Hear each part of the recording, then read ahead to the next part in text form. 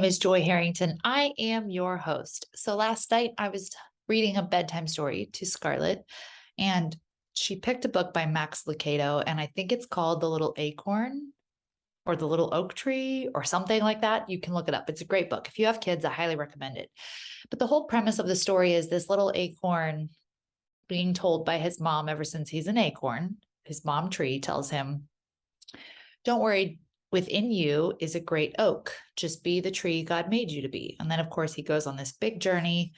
And along his journey, he meets an orange tree and he meets flowers. And every time he meets these other things that are doing what they do, his whole thing is like, well, maybe I do that too. Maybe I'll grow oranges too. And of course, he can't grow oranges. Maybe I'll produce flowers too. And he can't grow flowers.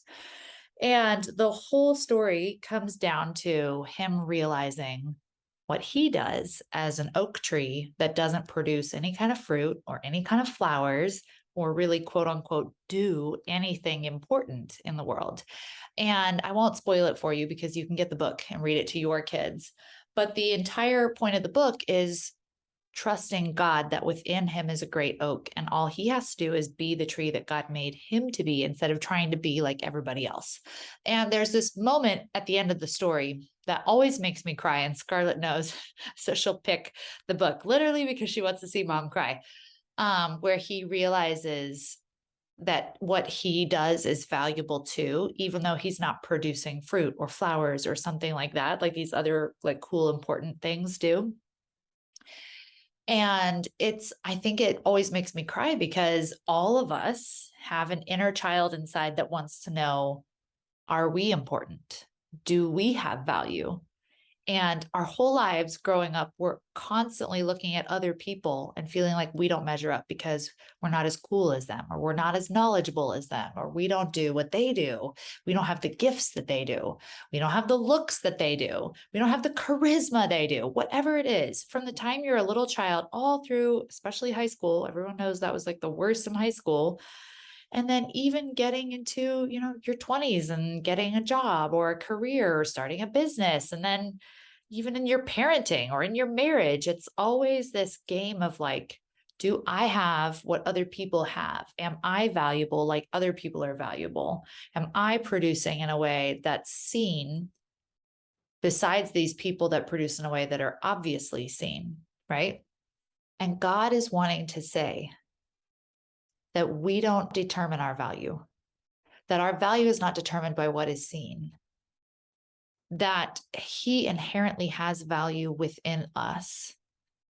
Some people's giftings are more obvious than ours. Some people produce oranges, some people produce flowers.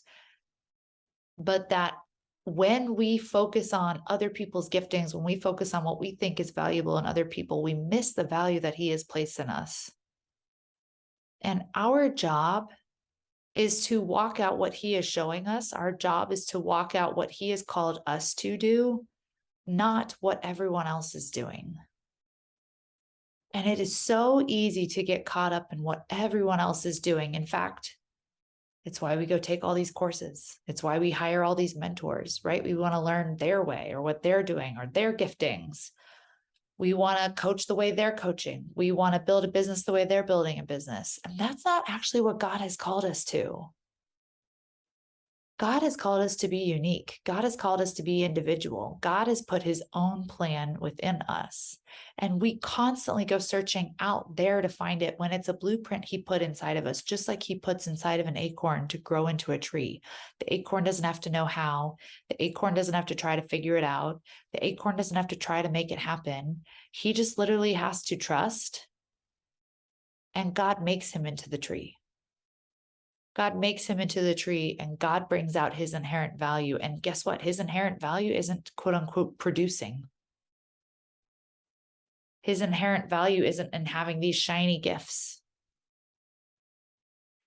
That does not mean that he is any less important, that he is any less valued, that he is any less seen by God, or that God somehow messed up or missed him. We all are uniquely gifted. We all are uniquely called, and we all have unique inherent value. And it's when we live into that by owning who we are and what God is calling us to, and we stop trying to be like everybody else or do it like everybody else or look like everybody else, that we find our value in who God made us to be. And the biggest trip up today is that we keep trying to do it like everybody else. We keep trying to do our business like everybody else. We keep trying to do our parenting like everybody else. We keep trying to do our marriage like everybody else, instead of going to God for our blueprint. Instead of going to God and asking for our specific directions, instead of going to God and asking for our specific answers. This is actually something that God is working on me recently, and I'm seeing now why maybe he wanted me to talk about this on the podcast. He has revealed to me that I do hear him, that he does talk to me. My problem is not taking the time to stop and slow down and ask him for direction. I am so quick to just decide, right? I'm so quick to just say, I'm so quick to, when someone asks me a question, I just answer it instead of going, wait a minute, God, how would you have me answer? What would you have me say? We have not been trained to stop answering or speaking or doing from what we would do or say or speak, and instead ask God first what he would have us do or say or speak. We've not been trained. It's not a habit. But that is what he is calling us to. That is what he is calling us to. And that's when we get to stop doing what everyone else does or how they do it. And we also get to stop going to everybody else and asking them for directions or asking them what we should do or asking them to teach us their way. And we instead get to go straight to God and ask him what's our way, what he would have us do, what he would have us create. We are all here for something important. Otherwise, we wouldn't be here. And we all have specific marching orders from him. We all have specific direction from him. But we all sit here trying to be like everybody else. And God's like, what are you doing? I made you to be different, and I made you to come to me to get your direction. You're not supposed to fit in. This is something I tell my kids all the time. You're not supposed to fit in. You're not supposed to be like anybody else. And when you try to be like everybody else and you try to fit in, you miss what God put you here to do. You miss your giftings. You miss who God created you to be. I don't know who needs to hear this today, but within you is a great person. Just be who God made you to be. And if you don't know who that is your work. If you don't know who that is, if you don't know who God is and you don't know who you are, you're being called into a winter season, because winter and wilderness is where you meet God. And it's where you can ask questions like, God, who are you? Because who God is reveals who you are. And then you can say, God, who am I? Who did you make me to be? What's the truth about me? You have to know both of those things in order to trust and walk out the mission and the path that God has in front of you, instead of trying to be like everybody else. And instead of constantly wanting to run around and produce things or do things or create some sort of external evidence that you are valuable. That's what this oak tree wanted. He wanted external evidence that he was valuable. He wanted oranges. He wanted flowers. He wanted some sort of external evidence that he had a purpose and that he was valuable. And the most beautiful thing is, at the end of the book, he realized that his purpose wasn't in producing anything. Maybe your purpose isn't in producing. Maybe your purpose is in who you are. In fact, I would say that that is your purpose, right? Purpose is not something that we do. It's not something that we find. It is in who we are. Because who we are affects what we do. Who we are affects everything. So that's what I have for you today. I highly recommend the book, The Little Acorn, I believe is what it's called, by Max Lucado. Go get it. Go read it to your kids. And then start modeling for your kids what it looks like to be who God made you to be instead of trying to do it like everybody else or trying to look like everybody else or trying to build what everybody else has?